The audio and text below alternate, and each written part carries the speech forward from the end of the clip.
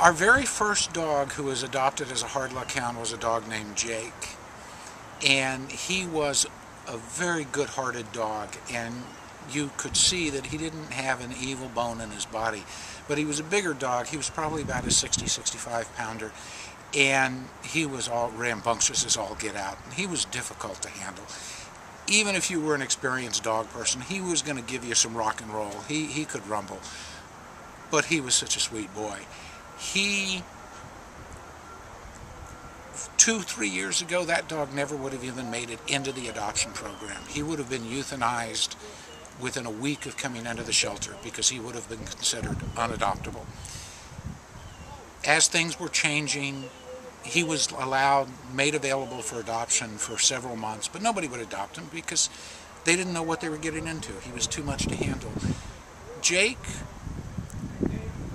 the deputy director of the animal shelter, had taken Jake to the euthanasia room at the old animal shelter and was literally about to hand over the leash, and that was going to be it. And he looked at him and he decided one more chance, because Jake was behaving so well and so politely right at that moment that in his heart he just couldn't do it.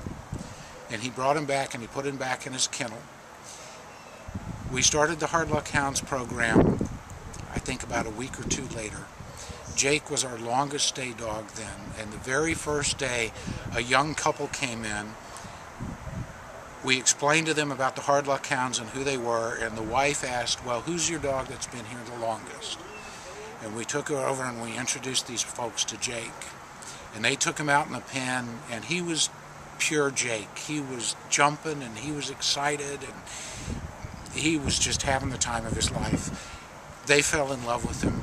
They adopted him that day and took him home. And we've gotten a couple of reports from them since then.